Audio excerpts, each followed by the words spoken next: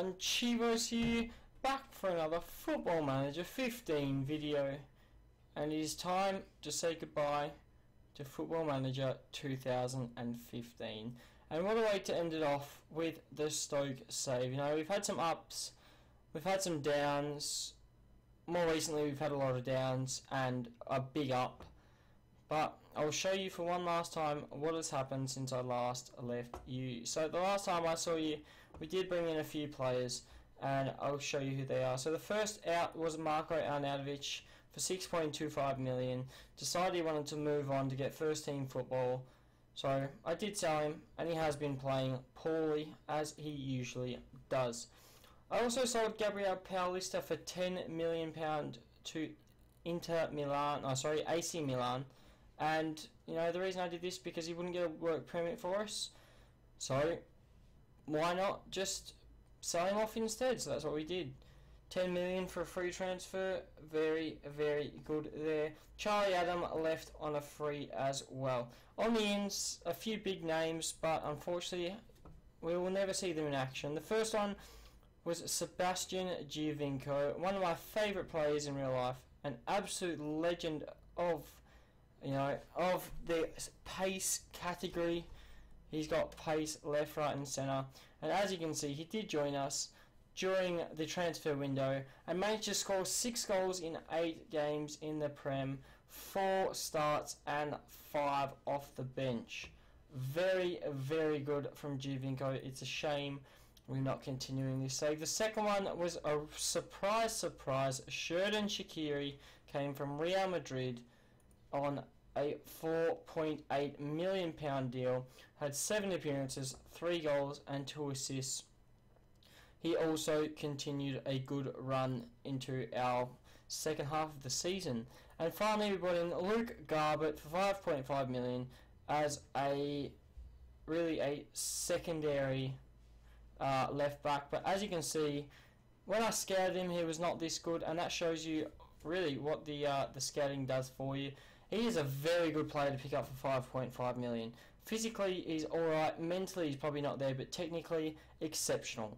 Absolutely exceptional. And he's been playing brilliantly. 5 appearances, 1 assist, a player of the match, and a 7.6 rating from left back.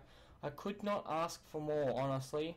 Luke Garbett had an amazing start. But the reason I bring you here is because things have been happening. So as you can see here, the last time I saw you was the Sheriff game, and since then a 7-0 defeat to Manchester City was heartbreaking. It was devastating. I could not believe it, and yeah, we did have to move on, and I didn't want to, but you know, we had a huge run of poor form. We knocked out an FA Cup 3rd round against Liverpool. Poor performances there. We then started to pick things up after we made some signings, and as you can see, before our European journey, we did manage to beat Derby County 8-2. That is correct, 8 goals to 2. I couldn't believe it. 8 goals going in from our Stoke side was incredible. I turned Stoke from a defensive mentality team to an all-out attack.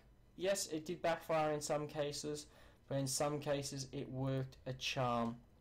But the reason I bring you here, and this is the end of the series, is because not only is FM16 out as we speak, but also our European journey has come to an end. Unfortunately, we were knocked out in the first knockout stage. We did beat Napoli at home 4-2.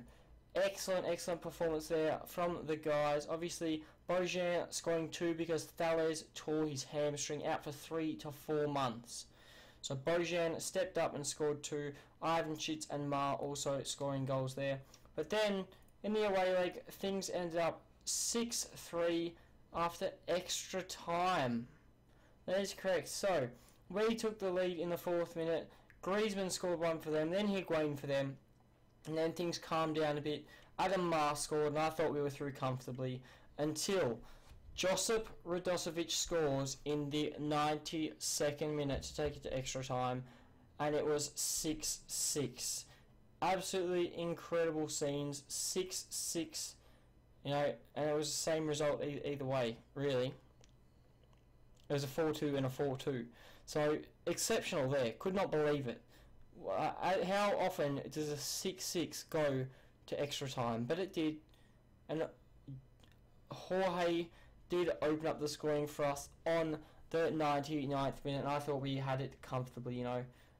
I thought, Jorge, you've done us a charm. You've worked well. And you've got us through to the next stage. But that was not the case. Dennis Praet scoring 1 minute later in the 100th, and Gonzalo Higuain scoring in the 101st minute to ruin our chances of a European dream and a European glory. But the main thing is, we did get into Europe. Yes, we didn't get into the Champions League, but we did manage to get into Europe, and that was one of the big things of the save, getting into Europe, which we did complete by winning the Capital One Cup last season. We all know how that went down. Excellent work there, and theoretically our goal has been achieved.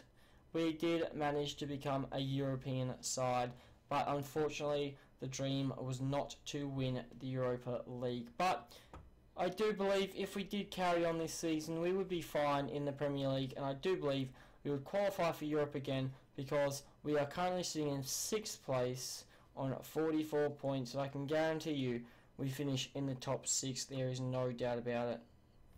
But I suppose we can only have a look at how the players perform this season as a whole, considering you guys did miss out a bit here. So goals. Thalles did start finding the back of the net, managing 19 in 33 all competitions. Not bad from the young Brazilian. One of the best players I've ever had on FM at this age. Absolutely incredible. Hopefully we can pick him up next Football Manager as well from Vasco.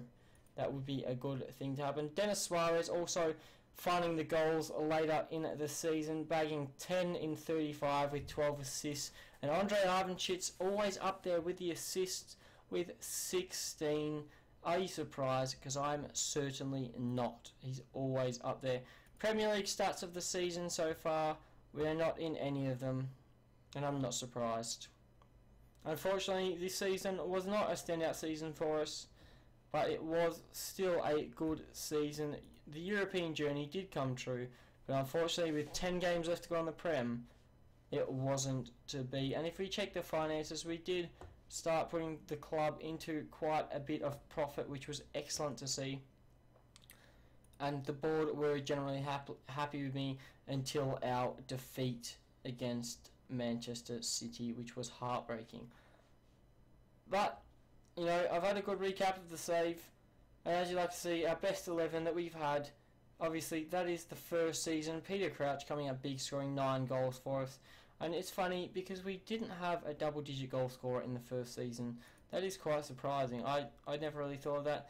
But in the second season, we did have Yosselu, who managed to bag 15 goals for us with a very good performance. And Ryan Shawcross carried the team that season with an average rating of a 7.49. Huge stats from Shawcross.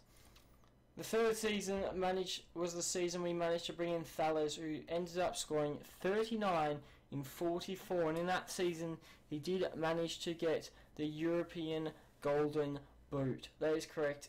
What a player that is for his first season in the Premier League, his first season in Europe, his first season away from his home country. He manages to bag 39 goals, get an average rating of 7.44, and win the European Golden Boot at the age of 21. That is incredible. I could not believe it. He really, really carried the team that year. Also, big feature there for Ryan Shawcross, proving he was one player we really needed. And obviously, if we check our competition history, we did achieve one major thing, and that was the Capital One Cup in 2017. As you can see, we are the past winners, the current holders of the League Cup, and I'm delighted to say we managed to win some silverware. But this is me signing off of FM15 for one last time. If you've enjoyed the content, please leave a like, subscribe to the channel if you want to see some Football Manager 2016 content on the channel, and I will catch you guys on another Football Manager video.